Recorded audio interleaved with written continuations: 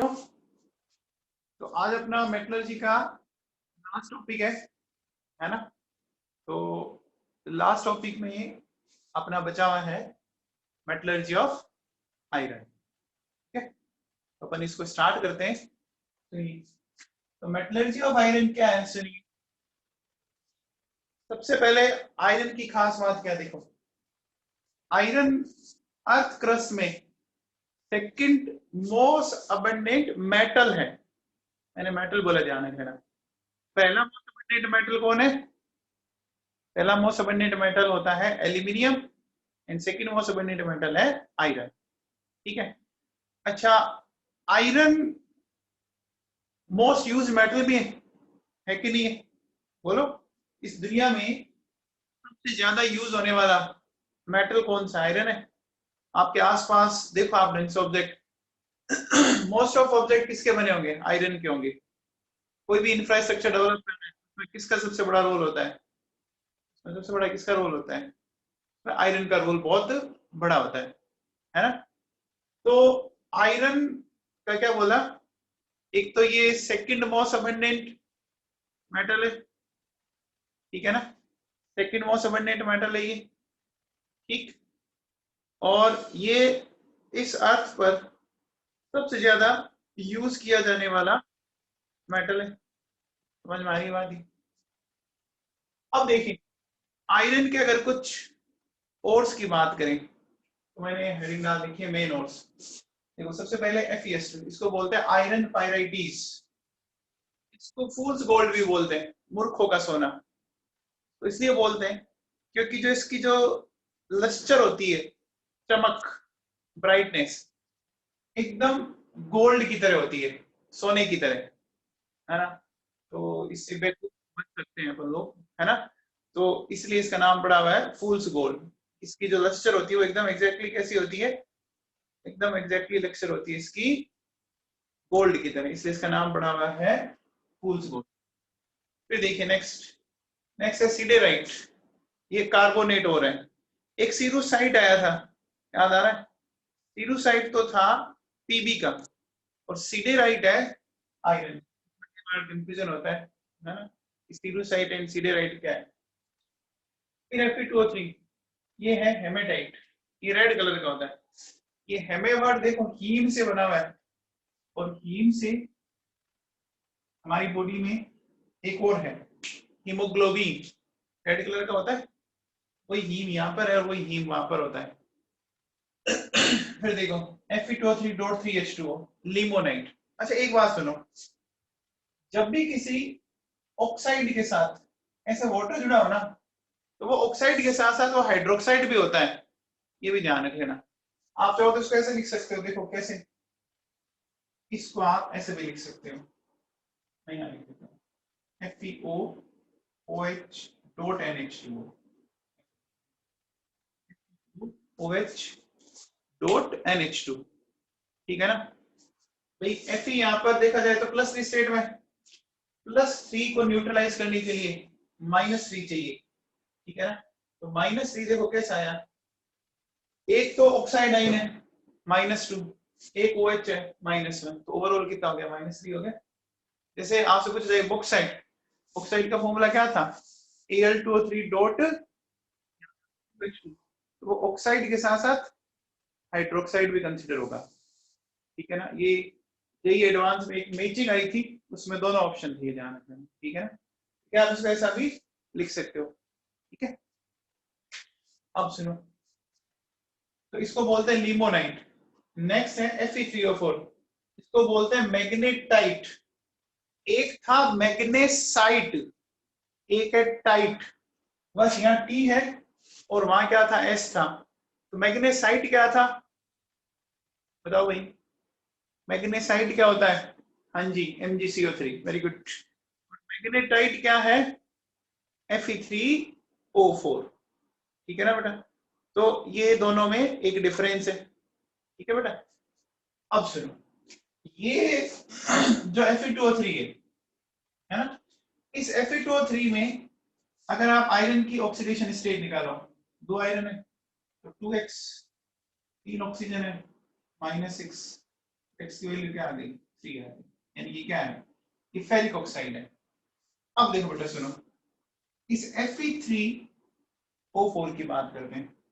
इसमें अगर ध्यान देना कितने आयरन है, 3 है, तो 3x, 4 ऑक्सीजन है, एक ऑक्सीजन का होता है -2, 4 का हो गया -8, तो x की वैल्यू आ गई 8/, ठीक है ना। एक बात आप दिमाग में फिट कर लो, जब भी क्या हो कि आपका ऑक्सीडेशन नंबर फ्रैक्शन में आ रहा हो, है ना, मान के चलना उस कंपाउंड में उस पर्टिकुलर एलिमेंट की एक से ज्यादा ऑक्सीडेशन स्टेट होगी, तो बोलते हैं मिक्स्ड ऑक्साइड, है ना। ये 8/3 आ रहा है ना, तो ये मिक्स्ड ऑक्साइड है, कंफर्म है। देखो एग्जैक्टली 3O4 है ना, एग्जैक्टली जो Fe3O4 है, ये दो ऑक्साइड से मिलकर बना हुआ है। कौन कौन से, फेरस ऑक्साइड और फेरिक ऑक्साइड, ठीक है ना। एक फेरस है और एक फेरिक है। फेरस में होगा +2 और फेरिक में होगा +3। जानते हो अस लगता है तो +2 और इक लगता है तो +3। तो अब देखो इसमें +2 वाला एक आयरन है और +3 वाले 2 आयरन है। तो अगर मैं इसका एवरेज ऑक्सीडेशन नंबर निकालूं, देखो कैसे, 2 × 1, 3 × 2 डिवाइडेड बाई 3, सोल्व करने पे कितना आ जाएगा, 8/3 आ जाएगा। तो ये यही माया क्वेश्चन है कि Fe2O3 में आयरन के ऑक्सीडेशन स्टेट क्या है, तो सिर्फ +3 है, और Fe3O4 में क्या है, +2 भी है और +3 भी है। समझ में आ गया। जब भी ऑक्सीडेशन नंबर फ्रैक्शन में आता हो बच्चों, ठीक है ना, तो ये कंफर्म है कि उसमें आपकी उस एलिमेंट की एक से ज्यादा ऑक्सीडेशन स्टेट कंफर्म होगी। दिमाग फिट कर ले, ये 8/3 आ रही है ना, ये समझ में आ गई। और इसमें मेरे हिसाब से कोई दिक्कत नहीं होगी। ये इंपॉर्टेंट है भैया, हेमेटाइट और मैग्नेटाइट, इनसे पूछते रहते हैं आपसे, ठीक है। अब देखो बच्चों, मेनली तो हम क्या करते हैं, हेमेटाइट से एक्सट्रैक्ट करते हैं, अपन लेते हैं सब। तो मैंने लिखा जनरल स्टेप्स ऑफ मेटलर्जी, पहला वही क्रशिंग ऑफ ग्राइंडिंग, है ना, अपन ओर को ढंग से क्रश कर लेंगे या ग्राइंड कर लेंगे ताकि सरफेस एरिया उसका राइज हो जाए। फिर देखिए, फिर करना है कॉन्सेंट्रेशन। 2 मेथड काम आता है, एक तो ग्रेविटी सेपरेशन मेथड, है ना, मिट्टी और उसको हटाने के लिए। मैग्नेटिक सेपरेशन मेथड ये भी ले सकते हैं ना, क्योंकि आयरन है तो आयरन में मैग्नेटिक प्रॉपर्टी होती है, तो ये दोनों मेथड काम में लिए जा सकते हैं। अब आओ कैल्सिनेशन की बात करें। मान लो आपने लिया सिडेराइट, देखो ये FeCO3 है, तो जब हम कैल्सिनेशन में इसको हीट करेंगे, ठीक है बेटा, हीट करने पे क्या होगा, देखो ये कार्बोनेट है, तो सोडियम, पोटेशियम, रुबिडियम, सीजियम, इन कार्बोनेट को छोड़ दें तो बाकी सारे CO2 देते हैं, इसमें CO2 निकाल दो, ये बच जाएगा फेरस ऑक्साइड। फिर Fe2O3.3H2 है, ठीक है, इसको हीट करोगे तो ये वाटर के मॉलिक्यूल निकल गए, ठीक है। तो ये तो हमने कर लिया इसका कैल्सिनेशन। अब रोस्टिंग करना है हमें, तो देखो बेटा सुनो, रोस्टिंग एक तो आप इसके लिए करोगे आयरन पैराइटिस के लिए, एक और चीज सुनो, ये जो फेरस ऑक्साइड है ना, अगर आपने इसको फेरिक ऑक्साइड में कन्वर्ट नहीं किया तो पंगा क्या होने वाला है यहाँ पे, कि ये फेरस ऑक्साइड सिलिका के साथ कंबाइंड होके फेरस सिलिकेट के फॉर्म में आपका खत्म होता जाएगा। देखो FeO+ SiO2 क्या बना देगा ये, FeSiO3, ये फेरस सिलिकेट की फॉर्म में वेस्टेज होता जाएगा, है ना। तो अगर हमें इसको रोकना है तो हम इस फेरस ऑक्साइड को ऑक्सीडाइज कर लें। रोस्टिंग में क्या करते हैं, heating in the presence of oxygen. तो फेरस ऑक्साइड को जब मैंने ऑक्सीजन के साथ हीट किया, ये फेरस से फेरिक में चला गया, और ये फेरिक ऑक्साइड जो है अब सिलिका के साथ रिएक्ट कर पाएगा। ठीक है, तो रोस्टिंग का जो यहाँ पे मेन यूज है वो फेरस ऑक्साइड को फेरिक ऑक्साइड में कन्वर्ट करने में काम आता है। ठीक है, तो ये हो गया रोस्टिंग। फिर स्मेल्टिंग की बात करें, ये सबसे इसका इंपॉर्टेंट पार्ट है इसके अंदर। ठीक है, तो इसको लेते हैं हम अपन ढंग से, पूरा डिटेल में डिस्कस करते हैं। ये वाला पार्ट एकदम ढंग से समझ ले, क्योंकि आयरन की मेटलर्जी में सबसे इंपॉर्टेंट यही है। यहाँ से पक्का क्वेश्चन आएगा, और अगर ध्यान नहीं दिया तो आपको सबसे ज्यादा टफ लगेगा ये। तो अब देखो सुनो, हमें करना है स्मेल्टिंग। हम क्या करते हैं, जो अभी तक हमने कैल्सिनेटेड या रोस्टेड ओर लिया, उसमें लाइन मिलाएंगे कैल्शियम कार्बोनेट प्लस कोक, है ना। इन तीनों के मिक्सचर को हम क्या बोलते हैं, चार्ज। जब भी आप ओर के साथ कुछ और चीजें मिला के फर्नेस में डाल देना, उसको बोलते हैं चार्ज। तो ये जो तीनों चीजें हैं, ओर, लाइन एंड कोक, ठीक है ना, इन तीनों को मिला के हम क्या करते हैं, इसको ब्लास्ट फर्नेस में डालते हैं। तो बेटा अब इस ब्लास्ट फर्नेस को वो ध्यान से समझना, ये आपके एनसीईआरटी में डायग्राम भी दिया हुआ है। ठीक है ना, तो यहां से हमने चार्ज के अंदर डाला। चार्ज में क्या क्या है, और प्लस लाइन प्लस कोक, ये है, ये इतनी सारी चीजें। ठीक है, इसका रेशियो याद हो तो कर लेना, वैसे एग्जाम में नहीं आता है, 8:1:4। ठीक है, तो ये चार्ज है। यहां से अपन इसको इस फर्नेस में डालते हैं। इस फर्नेस को बोलते हैं अपन ब्लास्ट फर्नेस। देखो ब्लास्ट का नाम समझो, ब्लास्ट का मतलब होता है हवा के झोंके, है ना। तो हम क्या करते हैं बेटा, इसके अंदर गर्म हवा के झोंके इसमें पास करेंगे, हॉट एयर के। ठीक है, तो इसको समझते हैं ढंग से। देखो बेटा, यहां नीचे की तरफ इस तरह से हॉट एयर ब्लास्ट की जाती है ना। आपको क्या करना है, गर्म वायु के झोंके, हॉट एयर ब्लास्ट इसके अंदर एंटर करना है। ठीक है ना, मैंने दो बनाए, होते बहुत सारे हैं।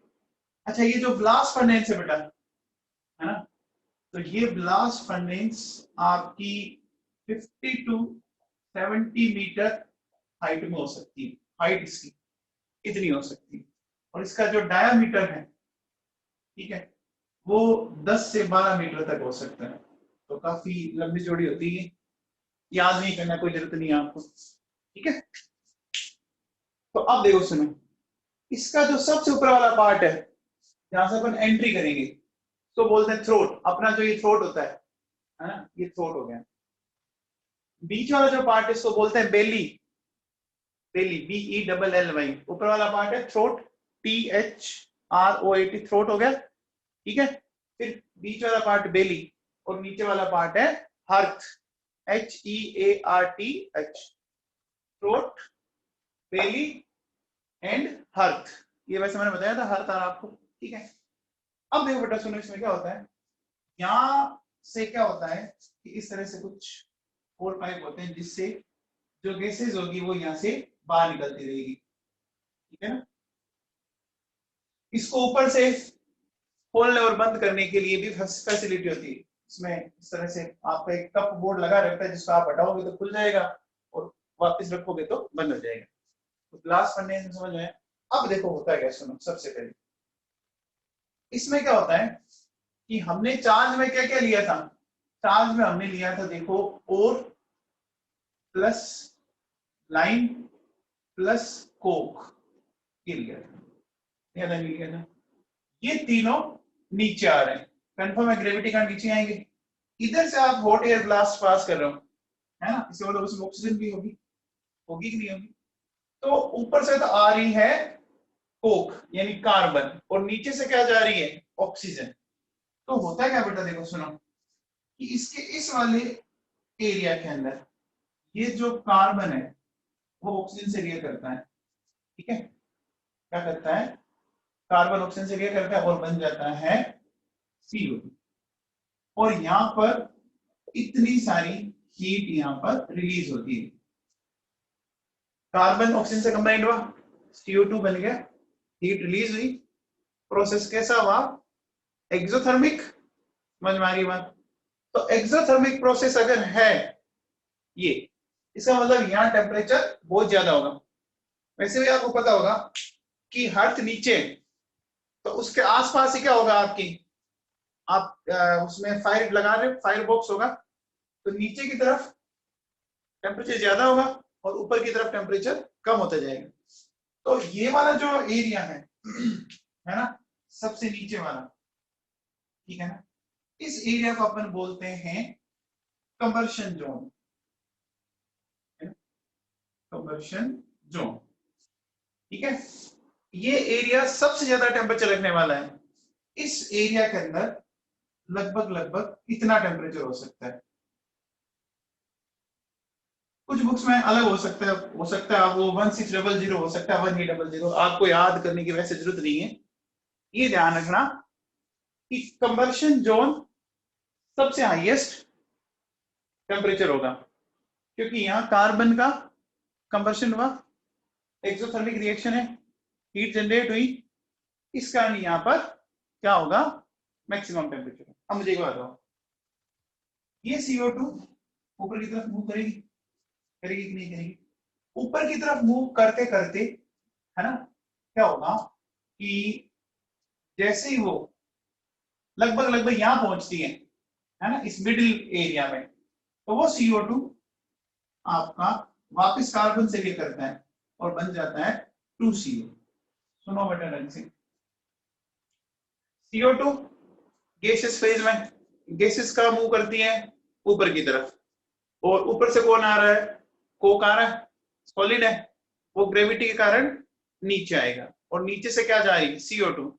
तो ये CO2 और कार्बन दोनों रिएक्ट करेंगे और बन जाएगा CO। अब देखो बेटा सुनो, ये जो रिएक्शन है ना, ये आपकी स्लाइटली एंडोथर्मिक होती है, ठीक है ना, लगभग लगभग 39 किलो कैलोरी पर मोल ये हीट को एब्जॉर्ब करता है। तो बेटा CO2 जब बना, एक्सोथर्मिक थी, CO2 से फिर कार्बन रिएक्शन के जब CO बन रहा है, तो ये एंडोथर्मिक है, इसका मतलब टेम्परेचर कुछ कम हो गया होगा। मैं बोल रहा हूं यहां पर, अब जब आप नीचे से ऊपर जा रहे हो तो कंफर्म है टेम्परेचर कम होता जाएगा, टेम्परेचर कम होता जाएगा। तो ये क्या बन गई? Carbon monoxide. अब ये कार्बन मोनोऑक्साइड ऊपर की तरफ चलेगी। आप लोगों को अगर याद हो तो एलिनगम डायग्राम में हमने ये सीखा था कि लो टेम्परेचर पर अच्छा रिड्यूसिंग एजेंट कौन होता है? बताओ भाई। लो टेम्परेचर पर CO। वेरी गुड मुदीना, याद है आपको? ऐसा डायग्राम बनाया था मैंने। हाँ जी, वेरी गुड। ऐसा पर एक डायग्राम बनाया था, देखो ये 983 केल्विन आया था। तो ये वाला ग्राफ इसके लिए था, याद कीजिए आप, मैंने बनाया था ये।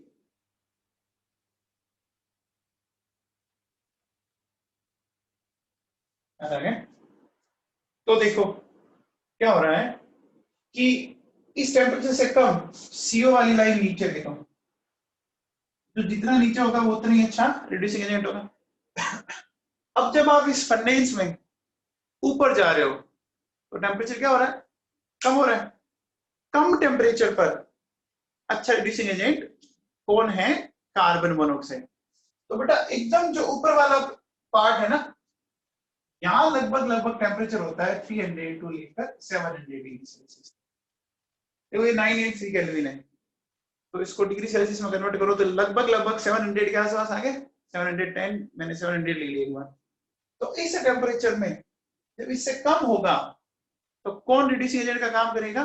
Carbon monoxide. तो देखो बेटा ये कंबशन जोन था।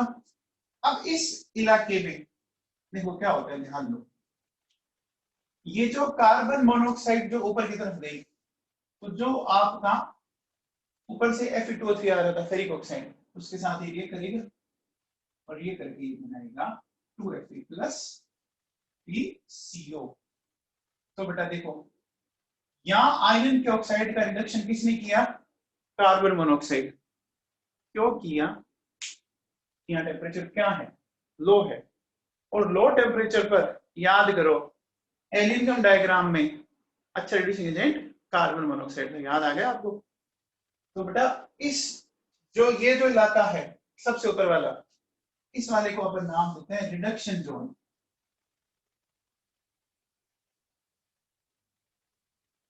नीचे वाला क्या है? कंबर्शन। क्यों? क्योंकि यहाँ कार्बन को आप बर्न कर रहे हो, कंबर्शन कर रहे हो, और ये गैसेस बना रहे हो। ये गैसेस कहाँ जा रही है? ऊपर जा रही है। ऊपर जाके सबसे टॉप मोस्ट इलाके में जाके ये Fe2O3 को रिड्यूस करने वाली है। इसलिए इस जोन को क्या बोला जाएगा? रिडक्शन जोन बोला जाएगा। समझ में आ गया? अब देखो सुनो, ये जो आयरन होता है ये स्पंजी आयरन है। स्पंजी आयरन क्यों बोला जाता है? ये स्पंज की तरह सॉफ्ट हो जाता है, इसलिए इसको अपन बोलते हैं स्पंजी आयरन। समझ में आ गई बात? अब देखिए, अगर मान लीजिए इस पार्ट में फेरिक ऑक्साइड के किसी पार्ट का अगर रिडक्शन नहीं हो पाया तो क्या होगा कि वो नीचे की तरफ जाएगा। जैसे जैसे नीचे जाएगा टेम्परेचर क्या होगा? हाई। और हाई टेम्परेचर पर रिडक्शन कौन करेगा? बताओ। कार्बन कर देगा ना। याद आ गया? हाई टेम्परेचर पर कार्बन और लो टेम्परेचर पर कार्बन मोनोऑक्साइड। तो ये एक बार नीट में आया हुआ क्वेश्चन है कि अगर रिडक्शन जोन में किसी पार्ट ऑफ फेरिक ऑक्साइड का रिडक्शन नहीं हो पाया तो उसका रिडक्शन आगे होता है, वो कौन करता है? कार्बन। कार्बन मोनोऑक्साइड को कौन करता है? कार्बन। ये एल्यूमिनियम डायग्राम याद करो, ठीक है? अब देखो बेटा सुनो, ये हमने क्या किया यहाँ पर? हमने लाइन मिलाया, लाइन मिलाया नहीं मिलाया? तो ये लाइन क्या करता है? देखो, ये जो कैल्शियम कार्बोनेट है ये लाइन होता है। हीट किया हमने, हीट करने के ऐसे चला जाएगा।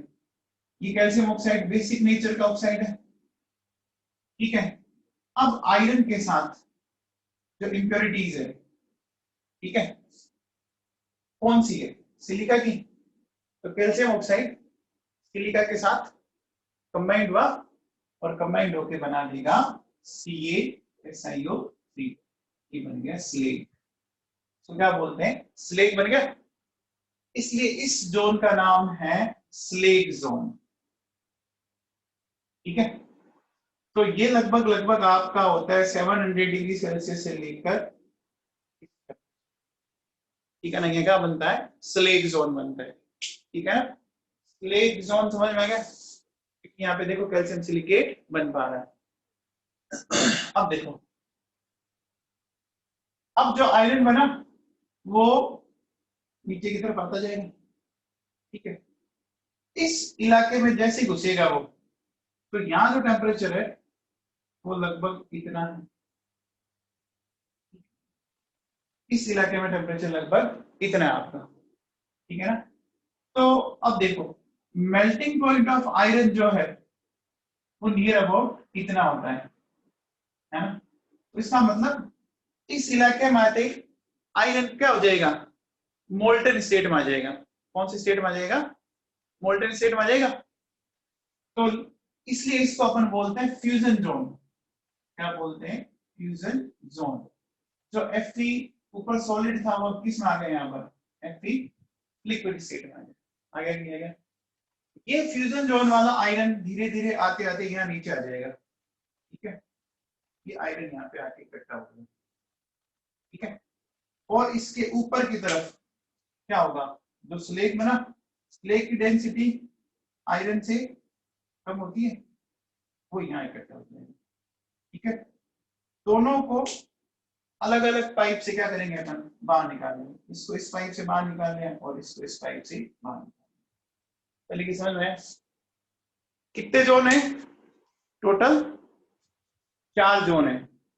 सबसे नीचे कंबर्शन जोन, सबसे ऊपर रिडक्शन जोन। तो ये R है और ये C है, ठीक है? Combustion zone, reduction zone.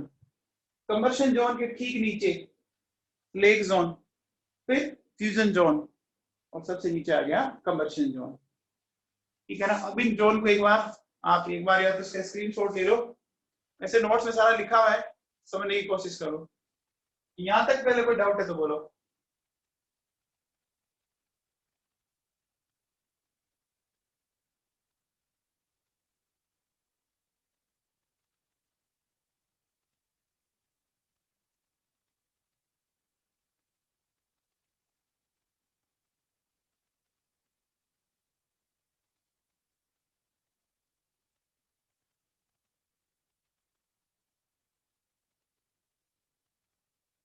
ये बेटा क्या होगी, middle zone, that is slag zone. इस जोन पर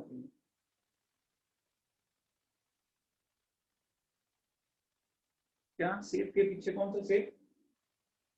अच्छा ये जो ब्लास्ट का बनाया है, ये तो मैंने ऐसे बना दिया, ऐसा कुछ नहीं है कोई।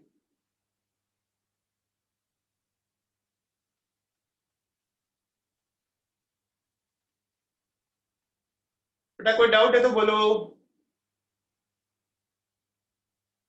Carbon monoxide is form in which zone? बेटा middle zone, that is slag zone.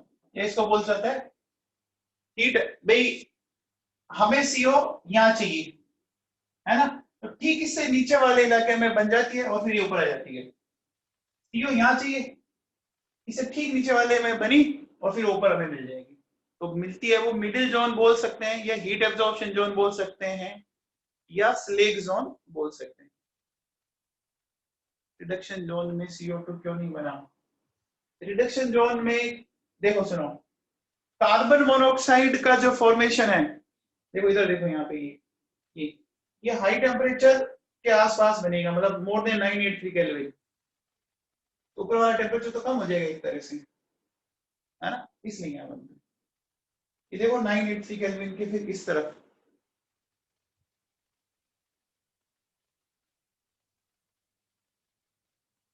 पहले की कंडेंस। बेटा इतनी आपको हीट एक बार तो देनी पड़ेगी, फिर वो कार्बन मेंटेन कर लेगा। हो गया साहब? चलिए मैं इसको हटाता हूं, अब आगे चलते हैं। तो ये पिक्चर आप दिमाग में रखना, ये बोर्ड इतना बड़ा नहीं है कि मैं इसको रख सकूं। चलो समझ गए।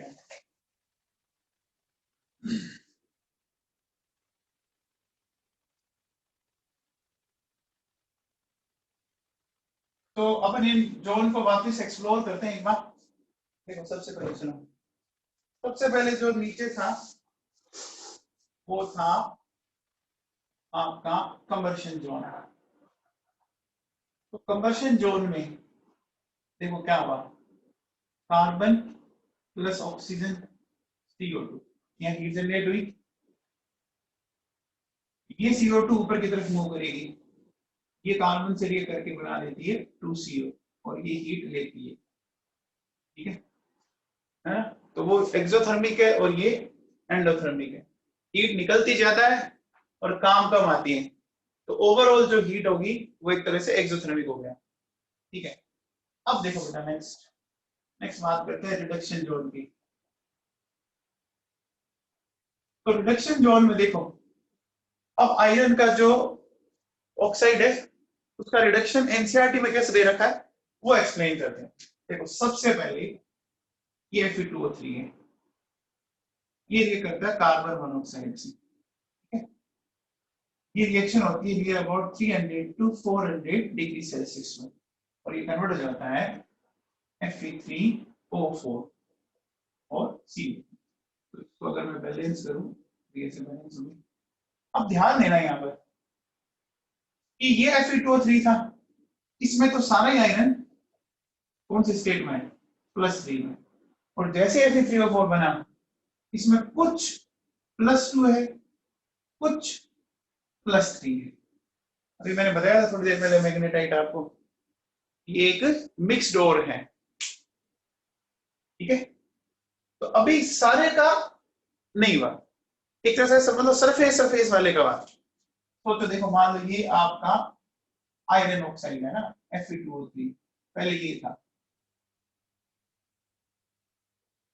ठीक है, ये इस तरह से।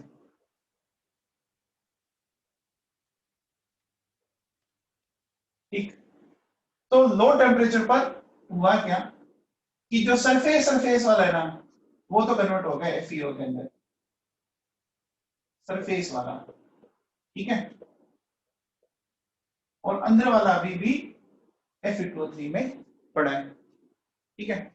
अब थोड़ा टेम्परेचर और बढ़ा, जैसे टेम्परेचर और बढ़ा फिर ये नियर अबाउट 500 to 600, तो अब क्या होता है, ये कन्वर्ट हो गया देखो 3FeO प्लस CO2। इसका मतलब क्या हुआ कि अब ये अंदर वाला भी जो आयरन ऑक्साइड है वो भी फेरस में कन्वर्ट हो गया, ठीक है, हो गया। एंड जब आप और आगे जाओगे, ठीक है, ये जो FeO बना हुआ है आपका, ठीक है, ये और हाई टेम्परेचर पे गए अपन, मान लो अपन 600 to 700, ठीक है, ये कन्वर्ट हो गया FeO Fe प्लस CO2। अब क्या होगा, अब सारा का सारा आयरन इस फॉर्म आ गया Fe Fe। बेटा ये एनसीईआरटी में दिया हुआ है, एग्जाम में क्वेश्चन भी आता है ना, तो समझ में आया। कंबशन जोन में कार्बन पहले ऑक्सीडाइज होकर बना CO2, हीट जनरेट हुई, ये CO2 ऊपर जाते हुए कार्बन से फिर रिएक्ट करता है, जो ऊपर से कार्बन आ रहा है बना CO, ये CO एकदम ऊपर वाले जोन रिडक्शन जोन में पहुंची, और रिडक्शन जोन में स्टेप बाय स्टेप क्या करता है, रिडक्शन करता है। पहले सरफेस सरफेस पे जो फेरस ऑक्साइड फेरिक ऑक्साइड था उसको फेरस में कन्वर्ट किया, बीच वाला भी वैसे पड़ा है, फिर बीच वाले की बारी आई, वो भी कन्वर्ट हो गया। जब सारा फेरस ऑक्साइड में कन्वर्ट हो गया तो लेटर और ये बन गया FeO। समझ में आ गई बेटा, हार्ड जो सब्सटेंस होगा तो उस सरफेस होगी, अंदर भी कुछ सब्सटेंस होगा, तो पहले कौन होता है, सरफेस के सीधा डायरेक्ट कांटेक्ट में आएगा, तो पहले सरफेस वाला, फिर धीरे धीरे अंदर की तरफ जाएगा मामला। तो ये समझ में आ गया। तो ये जो आयरन मिला ना इसको अपन बोलते हैं स्पंजी आयरन, ये बहुत सॉफ्ट होता है ना, रसगुल्ला होता है ना उसकी तरह सॉफ्ट होता है, इसलिए इसको अपन इस लेक बनाएगा क्या, हाँ कुछ तो बना सकते हैं, कुछ तो वेस्टेज होगी है ना, बट स्लेग फॉर्मेशन जो होता है वो अगले टेम्परेचर पे जाके होता है, इससे नीचे वाले जोन में, उससे पहले तो ये कन्वर्ट हो चुका होगा, क्योंकि स्लेग जोन तो इससे हाई टेम्परेचर पर होगा बेटा। अभी अपन ने जो नेक्स्ट स्लेग जोन देखा था उसका टेम्परेचर 700 to 1200 था, तो कुछ अगर आयरन ऑक्साइड चला गया ना नीचे वो बना सकता है, साइड रिएक्शन तो पॉसिबिलिटी रहती है, ठीक है, तो ये नोट हो गया आपका।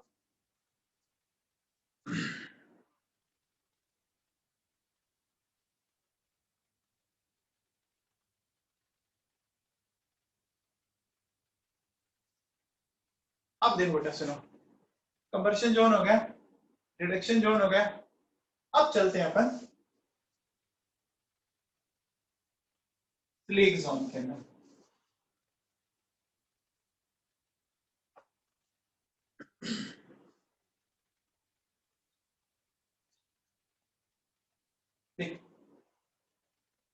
स्लेग जोन का टेम्परेचर मैंने बोला था नियर अबाउट ये होगा। अभी एक बच्चे का क्वेश्चन था कि सर जो फेरस ऑक्साइड बना वो स्लेग बना सकता है कुछ, बट स्लेग जोन इस टेम्परेचर में बनता है, मतलब तो हम तो फेरस ऑक्साइड को इससे लो टेम्परेचर पर रिड्यूस करके आ चुके हैं, ठीक है ना। अब देखो बेटा क्या हुआ, हमने जो लाइन मिलाया वो डिकम्पोज होकर, ठीक, फिर ये कैल्शियम ऑक्साइड सिलिका से कंबाइन होगा, जाएगा सी।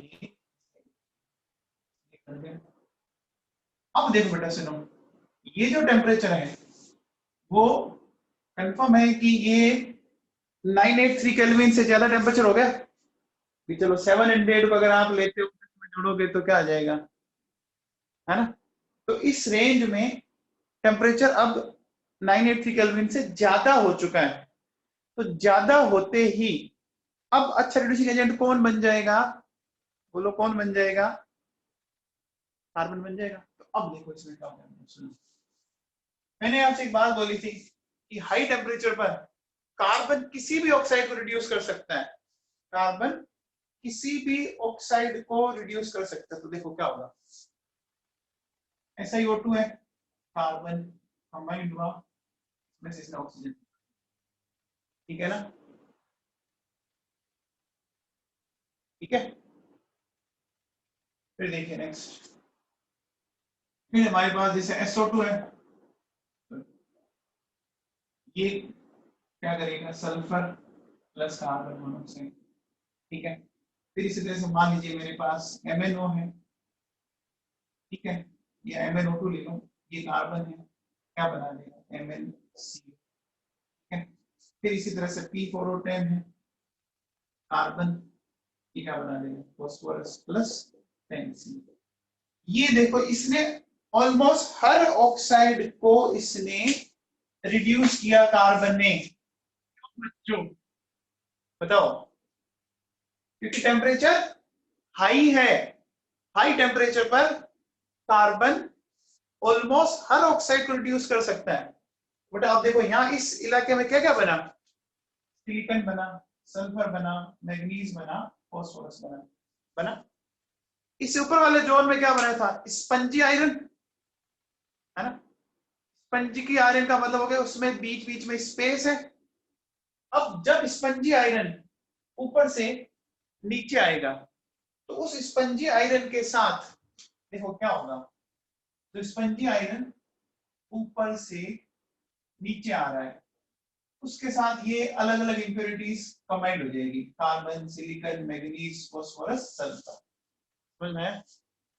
और स्पंज वाला जो रसगुल्ला होता है, आप उसको जैसे उसके रस में डुबोते हो तो वापस क्या करता है, वो जो लिक्विड उसको एब्जॉर्ब कर लेता है ना, वही बात कि जैसे स्पंजी आयरन इस लेक जोन में आएगा, ठीक है, तो स्पंज में स्पेस होगा, स्पेस होगा तो वो क्या करता है, यहाँ ये बने देखो, सिलिकॉन, सल्फर, मैग्नीज, फास्फोरस, और कार्बन तो आप डाल ही दो, वो उसके साथ क्या हो जाएंगे, इनकॉर्पोरेटेड हो जाएंगे, ठीक है ना।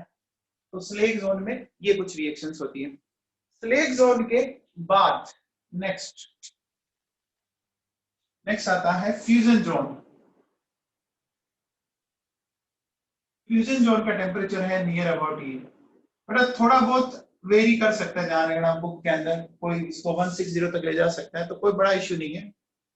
तो आयरन का जो मेल्टिंग पॉइंट होता है वो इतना होता है 1500, यानी जैसे वो इस रेंज में पहुंचेगा वो फ्यूज हो जाएगा, मेल्ट हो जाएगा, हो जाएगा नहीं हो जाएगा, इसका मतलब वो, अब यहाँ आयरन क्या होगा, जो सॉलिड था वो लिक्विड स्टेट में आ गया, इसको बोल देते फ्यूजन जोन, ठीक है। तो भैया ये रिएक्शन समझ में आ गई सारी आपको, ये रिएक्शंस बड़ी काम की है, एग्जाम में कंफर्म क्वेश्चन आता है, आपसे पूछेगा कि कौन सी रिएक्शन कौन से इलाके में हो रही है, reduction zone, combustion zone, leg zone, fusion zone. Temperature अगर आपने ढंग से समझा है, लो टेम्परेचर पर कौन अच्छा है, हाई टेम्परेचर पर कौन अच्छा है, तो आप आराम से ऐसे क्वेश्चन कर सकते हैं, ठीक है ना। और मैं आपको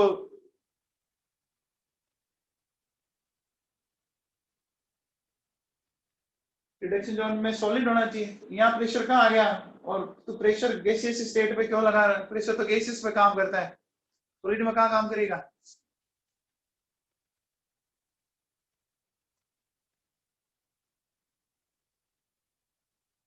एक बच्चे का क्वेश्चन है कि लास्ट डायग्राम रिडक्शन जोन वाले में तो वो सॉलिड होना चाहिए था ना, क्योंकि उसका प्रेशर तो इंक्रीज हो गया ना, पहले वो पॉजिटिव चार्ज था, मतलब स्मॉल साइज, बट अब उसका चार्ज 0, तो साइज बड़ा और प्रेशर ज्यादा। अरे भाई साहब, ये प्रेशर वाले फंडे गैस स्टेट पे लगते हैं, आप तो आयरन पे लगाने लग गए, ऐसे मत करो यार।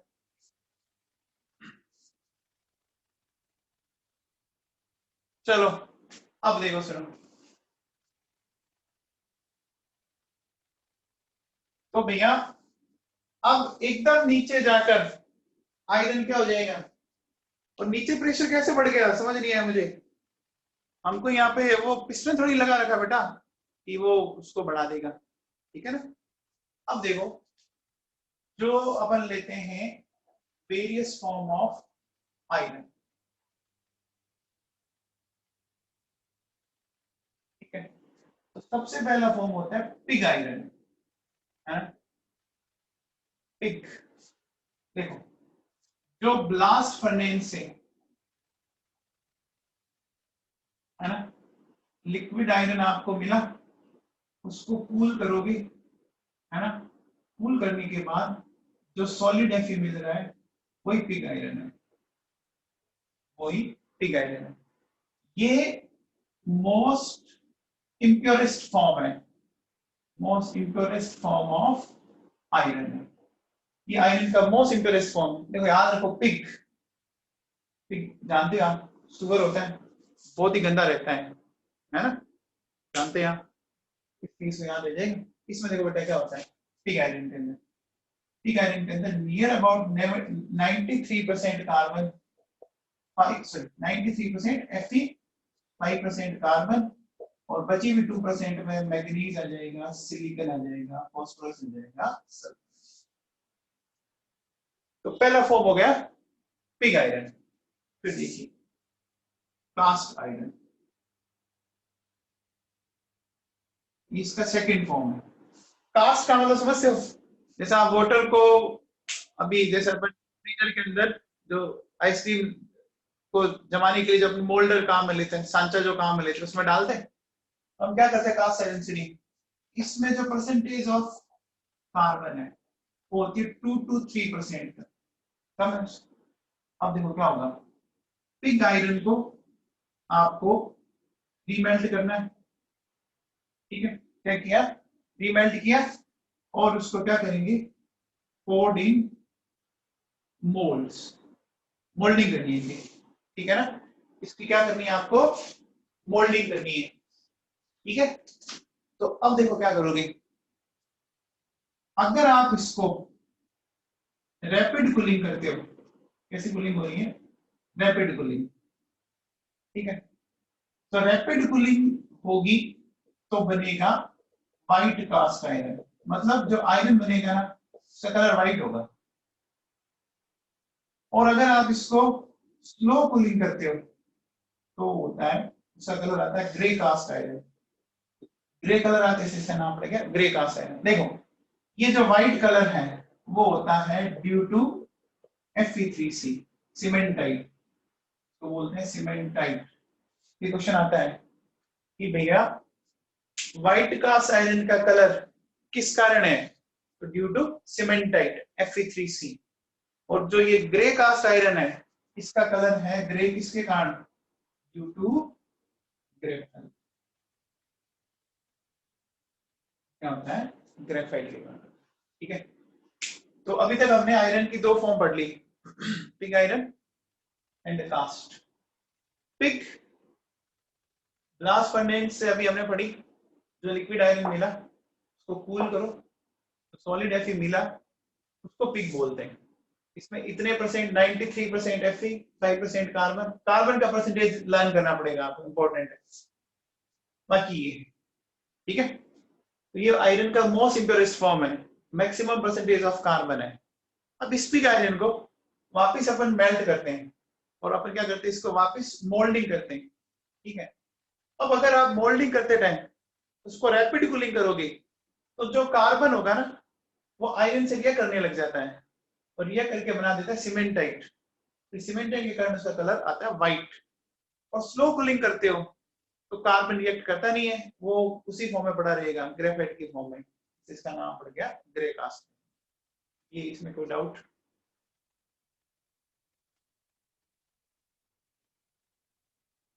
तो ये हो गया पिग आयरन, कास्ट आयरन। अब अपन आगे चलते हैं रोट आयरन के अंदर।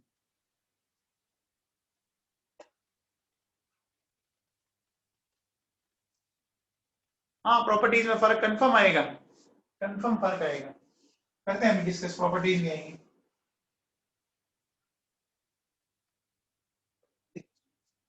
नेक्स्ट लेते हैं रोट आयरन। देखो मैं आपको एक सजेशन दूंगा कि आप ये जो आज का जो लेक्चर है ना, उसको आप एक बार वापस जरूर देख लेना, क्योंकि ये थोड़ा सा अलग तरह का है, बच्चे से बड़े कंफ्यूज होते रहते हैं। एक दो बार देखोगे तो समझ में आ जाएगा आपको ढंग से। देखिए रोट आयरन की बात करें, इसमें देखो, इसमें परसेंटेज ऑफ कार्बन होती है 0.1 से लेकर 0.25%। ये मिनिमम है, ये क्या है, मिनिमम। इसका मतलब ये मोस्ट प्योरेस्ट फॉर्म ऑफ, है ना, most purest form, very important. सबसे इम्प्योरेस्ट पिग और सबसे प्योरेस्ट रोट आयरन, ठीक है। इसमें परसेंटेज 0.1 से 0.25 होगा। अब देखो करते क्या है, जैसे ये पिग या कास्ट आयरन है, तो इसके अंदर क्या था, कार्बन की, मैग्नीज की, सिलिकॉन की, फास्फोरस की, सल्फर की इम्प्योरिटी। तो अपन क्या करते हैं, heating in the presence of hematite. इसलिए क्या होता है कि जो फर्नेस होती है ना, उसके अंदर की जो वॉल होती है, उसके ऊपर अपन Fe2O3 की लाइनिंग कर देते हैं, ठीक है ना। क्या कर देते हैं, Fe2O3 की लाइनिंग। अब देखो क्या होगा, ये जो Fe2O3 है, इसके अंदर कार्बन है, इस तरीके करेगा, बना देगा CO। मैग्नीज है, तो ये करेगा, बन जाएगा MnO, ठीक है। फिर सिलिकॉन है, तो ये करेगा, बन जाएगा SiO2, ठीक है। मान लीजिए आपका फास्फोरस है, ठीक है, तो बन जाएगा Fe+P4O2। तो ये देखो, ये जितने भी इम्प्योरिटीज थी वो अपने ऑक्साइड में कन्वर्ट हो रही है, चेक करो। और ये ऑक्साइड के फॉर्म में यहाँ से क्या हो जाएगी, एस्केप कर जाएगी। ये दोनों आपस में रिएक्ट कर सकते हैं और मैग्नीज सिलिकेट बना देंगे, ठीक है। तो पिग या कास्ट आयरन को जब रोट आयरन में कन्वर्ट करना है बेटा, तो रोट आयरन में कन्वर्ट करने के लिए हम किसका यूज लेते हैं, हेमेटाइट का। ये क्वेश्चन आता है एग्जाम में, ठीक है ना। तो ये जितनी भी इंप्योरिटीज थी उनको ऑक्साइड में कन्वर्ट किया और हटा दिया। यहाँ पर जब इंप्योरिटीज हटती जाएगी तो इनका परसेंटेज कम होता जाएगा। तो इस प्रोसेस को नाम दिया जाता है पुडलिंग प्रोसेस।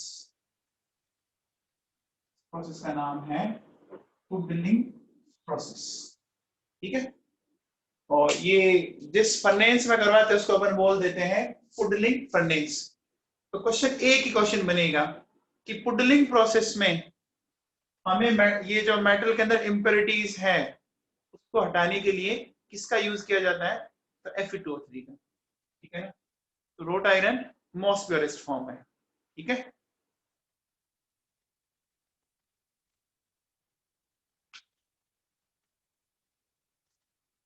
आता है बेटा, आता है, बेसिक अब आने वाला है थोड़ी देर में आपका।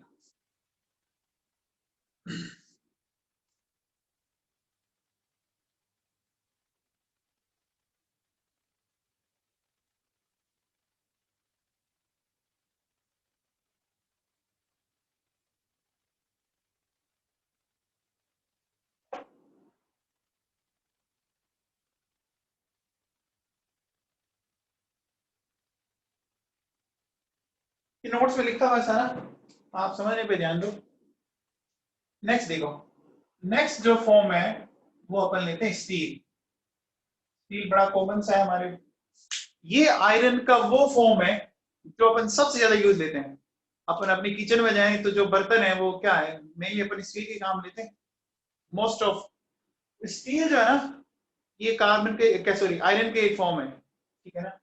अब देखो सुनो, इसमें जो परसेंटेज ऑफ कार्बन है वो होती है 0.25 से लेकर 2%, ठीक है ना। स्टील के अंदर जो परसेंटेज है वो कितनी है, 0.25 से 2% के बीच में। अब बेटा एक चीज समझना, एक क्वेश्चन आता रहता है एग्जाम में, क्या, देखो मैंने लिखा रोट आयरन, फिर लिखा मैंने स्टील, फिर कास्ट और फिर पिग, है ना। रोट आयरन में कितनी बताई, 0.1 से 0.25, स्टील में कितनी 0.25 से 2%, इसमें 2 से 3%, पिग में नियर अबाउट 5%। ये ऑर्डर पूछता है। तो बताओ स्टील का जो परसेंटेज है वो रोट और कास्ट के बीच की है कि नहीं है? स्टील के अंदर क्या है? रोट और कास्ट के बीच की। ये क्वेश्चन आता रहता है एग्जाम के अंदर, ये ध्यान रखना, ठीक है ना? अब सुनो, स्टील की अगर बात करें तो प्रॉपर्टीज ऑफ स्टील है ना, ये कुछ चीजों पर डिपेंड करती है। देखो, परसेंटेज ऑफ कार्बन पर डिपेंड करेगी इसकी हार्डनेस। आप स्टील को जितना हार्ड बनाना चाहते हो उसमें कार्बन की परसेंटेज बढ़ाते जाइए, ठीक है ना? परसेंटेज ऑफ मैग्नीज, इस पर डिपेंड करती है टेंसाइल स्ट्रेंथ, ठीक है? ठीक है, फिर अपन काम में लेते हैं परसेंटेज ऑफ क्रोमियम।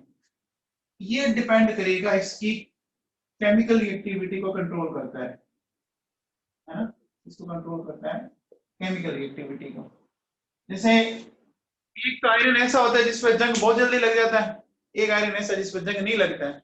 जिसमें क्रोमियम का कंटेंट अच्छा होगा ना उसमें जंग जल्दी से नहीं लगता, ठीक है?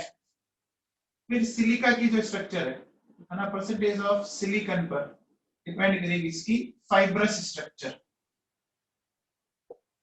तो इसमें मेनली आपको ये दो चीजें ध्यान रखनी है।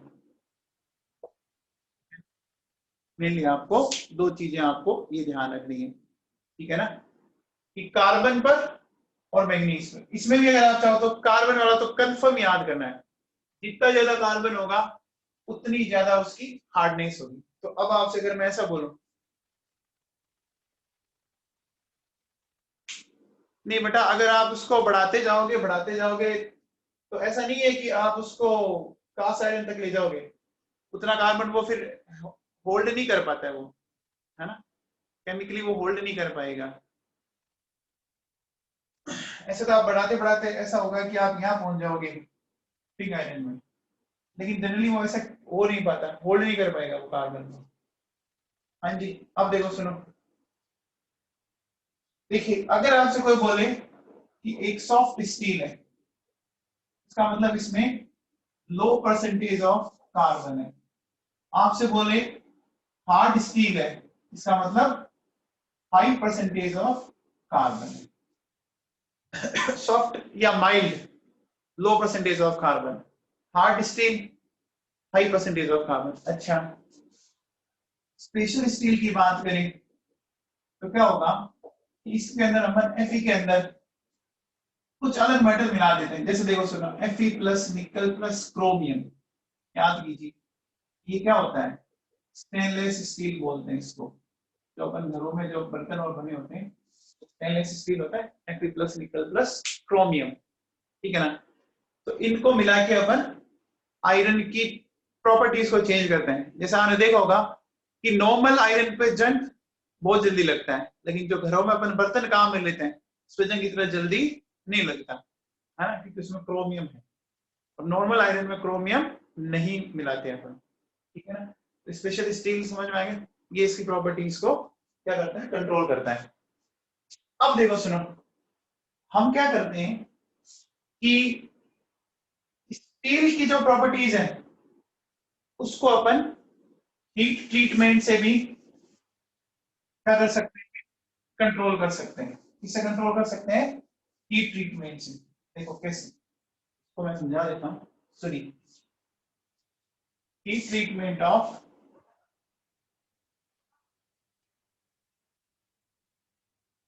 स्टील। स्टील की हीट ट्रीटमेंट क्या? देखो, अगर आपने स्टील को रेड हॉट तक गर्म किया, रेड हॉट का मतलब नियर अबाउट आप इस टेम्परेचर तक ले जाओ, ठीक है?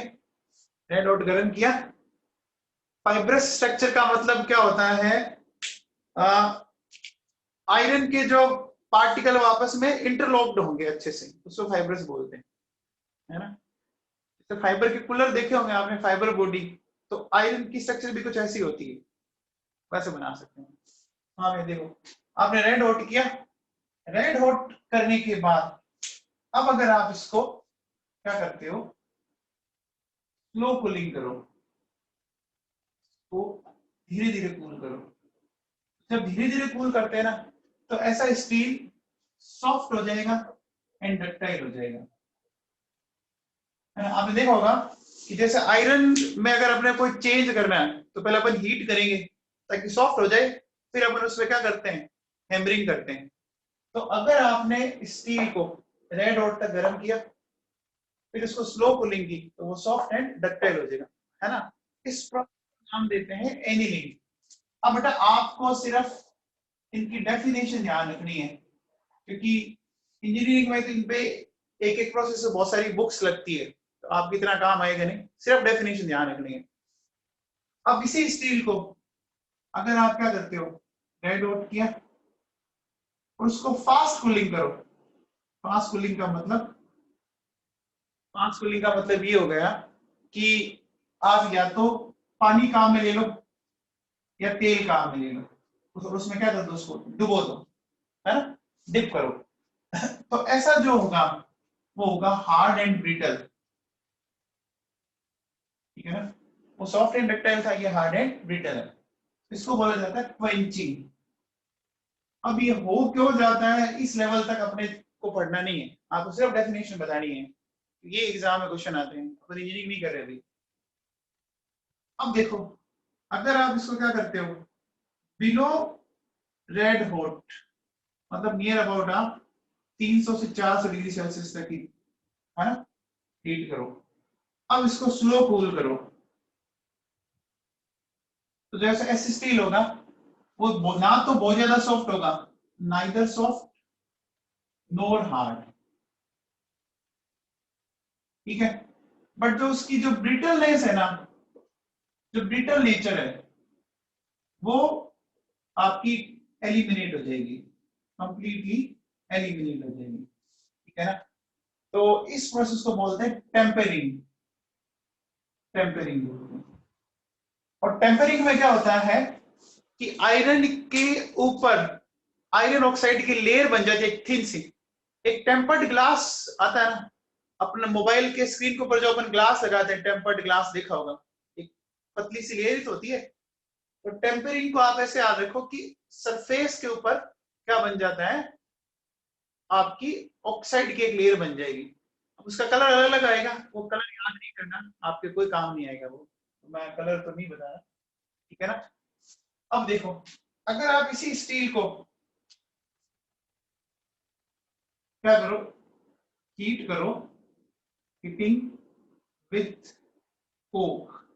कोक समझ गए, कार्बन, मतलब आप कार्बन की परसेंटेज बढ़ा रहे नहीं बढ़ा रहे, तो कार्बन की परसेंटेज बढ़ाओगे तो होता क्या है कि बेटा इसके ऊपर सीमेंटेड लेयर बन जाएगी Fe3C, और स्टील क्या हो जाएगी, उसकी हार्डनेस बढ़ेगी।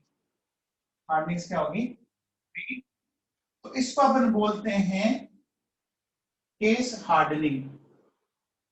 ऊपर ऊपर एक आपने लेयर बना ली। फिर लास्ट देखिए, अगर अपन करते हैं हीटिंग विद अमोनिया, तो इस कंडीशन में देखो क्या होगा। सबसे पहले जो टॉप मोस्ट पर जो आयरन ऑक्साइड है वो अमोनिया से रिएक्ट करेगा, ठीक है। रिएक्ट करके देखो यहां से ये वाटर निकल जाएगा आपका, बैलेंस कर लेना इक्वेशन आप, तो H2O निकल गया, ठीक है, और Fe प्लस नाइट्रोजन बनेंगे। ये Fe और नाइट्रोजन आपस में रिएक्ट करेंगे और बना देंगे आयरन नाइट्राइड। तो अब देखो ये जो आयरन नाइट्राइड बना ना, एग्जैक्टली इस आयरन नाइट्राइड में देखो क्या है, Fe+3N-3। ध्यान दीजिए ये एक आयनिक लेटिस बन जाएगा, और लेटिस एनर्जी इनके चार्ज पर डिपेंड करती है। चार्ज देखो बहुत ज्यादा, +3 -3, तो लेटिस जितना स्ट्रॉन्ग होगा उसकी हार्डनेस उतनी ज्यादा आएगी। तो ये क्या हो गया, बहुत हार्ड हो गया ना, समझ में। आयरन ऑक्साइड था, अमोनिया के साथ हीट किया, तो ये क्या होगा, ये ऑक्सीजन तो हाइड्रोजन के साथ वाटर बना देगी, तो जो नाइट्रोजन बनी वो आयरन से रिएक्ट करके बना देगी आयरन नाइट्राइड। आयरन नाइट्राइड होता है Fe, Fe पे +3, N पे -3, दोनों पे जो चार्ज है काफी ज्यादा चार्ज है, तो ऐसा आयनिक कंपाउंड पे चार्ज ज्यादा हो, इसकी लेटेस्ट एनर्जी ज्यादा आती है। आपने अगर लेटेस्ट एनर्जी लास्ट में पढ़ी होगी तो केटाइन और एनाइन के चार्ज के मल्टीप्लिकेशन के डायरेक्टली प्रोपोर्शनल होती थी बेटा।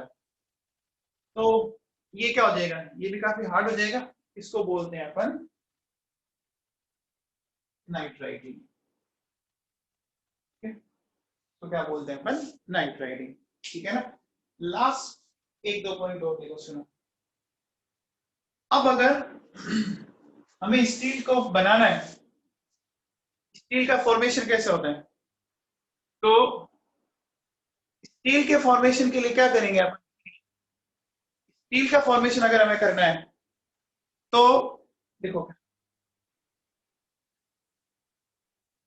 केस हार्डनिंग, हार्ड कर दिया अपन, HARDENING।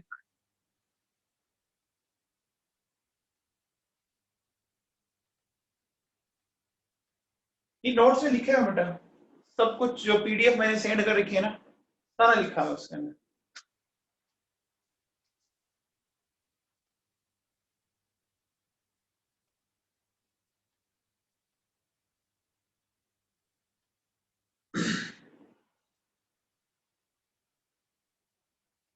Annealing, quenching, tempering, hardening and nitriding. अब बेटा ये होते कैसे हैं, इंजीनियरिंग में आते हैं बेटा, इसको डिटेल अपने को जाना नहीं है। आप चाहो तो इनके YouTube पे दुनिया भर के वीडियो मिल जाएंगे, मैकेनिकल ब्रांच जो होती है इनकी इंजीनियरिंग की, उसमें आप खूब सारे मिल जाएंगे इसका कंटेंट। अब देखो बेटा सुनो, हमें अगर स्टील बनाना है तो देखो क्या करते हैं अपन, पिग या कास्ट आयरन लेंगे, ठीक है, और उससे स्टील बनाएंगे। तो स्टील में जो परसेंटेज थी याद करो, ये W, ये S, ये C, ये P, तो एक साथ बोलो तो ये बन गया वास्प, WSCP, वास्प जैसा बन गया, ठीक है। तो स्टील में जो परसेंटेज इंप्योरिटी है वो कम होती है, तो हम यहां से क्या करेंगे, हमें इंप्योरिटीज को हटाना पड़ेगा, रिमूवल ऑफ इंप्योरिटीज, ठीक है। उसको हटाने के लिए हम यहाँ पे काम में लेते हैं बेसेमराइजेशन, बेसेमर फर्नेस। बेसेमराइजेशन एक तो काम आया था कॉपर के लिए और एक काम आ रहा है Fe के लिए। तो यहाँ क्या करते हैं, यूज ऑफ ऑक्सीजन। अब देखो डिफरेंस समझना, एक पढ़ा था पुडलिंग प्रोसेस, पुडलिंग में तो काम आई थी Fe2O3 और बेसेमराइजेशन में काम आता है ऑक्सीजन, ठीक है ना। तो यहाँ हम सिंपली क्या करते हैं, ऑक्सीजन का यूज करते हैं बेटा, ठीक है। ऑक्सीजन का यूज करोगे तो देखो क्या होगा, कार्बन ऑक्सीजन से कंबाइन हुआ मिल गया CO2, मैग्नीज ऑक्सीजन से कंबाइन हुआ बन गया MnO, सिलिकॉन कंबाइन हुआ बन गया SiO2, ठीक है। आपका फॉस्फोरस कंबाइन हुआ तो बन गया P4O2। बस डिफरेंस यहाँ था कि वहां Fe2O3 था, यहाँ सिर्फ ऑक्सीजन है, बस इतना से ध्यान रखना है, ठीक है ना। तो ये हमें हटाना है। अच्छा, स्टील को बनाने में अपन एक एलॉय काम में लेते हैं जिसको बोलते हैं स्पीगेल्सन, ठीक है ना, इसको बोलते हैं स्पीगेल्सन। स्पीगेल्सन क्या होता है बेटा, Fe plus carbon plus manganese का एक एलॉय होता है। तो आपको इसकी कितना हार्ड बनाना है, कितना सॉफ्ट बनाना है, उसके अकॉर्डिंग आप इसकी अमाउंट डिसाइड कर सकते हैं। तो ये मैंने सारा करवा दिया आपको आयरन के मेटल से रिलेटेड, ठीक है ना। तो आप इसको पढ़ लेना ढंग से, ठीक है। और इस वीडियो को मैं सेंड कर दूंगा आपको, इसको एक बार जरूर देखना, फिर भी कोई डाउट हो तो आप पूछ लेना मेरे से, क्योंकि मैंने काफी धीरे धीरे पढ़ा है, एक पेज का कंटेंट था सिर्फ ये, आप देखना नोट्स के अंदर। तो बेटा आपके 2 चैप्टर खत्म हो गए, आपके चैप्टर हो गए खत्म। देखो सरफेस केमिस्ट्री एंड मेटलर्जी का सैटरडे को पेपर है, कल अपन नया चैप्टर स्टार्ट करेंगे। अब कल से उसी बच्चे को क्लास में एंट्री मिलेगी जिसकी बेटा फीस डिपॉजिट हो चुकी हो या जिनके पेरेंट्स बात कर चुके हो मेरे से, ठीक है ना, क्योंकि महीने भर से ज्यादा होने आया अब आपका, ठीक है ना। तो आप देख लें, कल मैं उसी को अलाउ करूंगा जिसकी फीस डिपॉजिट होगी, तो अदरवाइज बाकियों को मैं रिमूव कर दूंगा।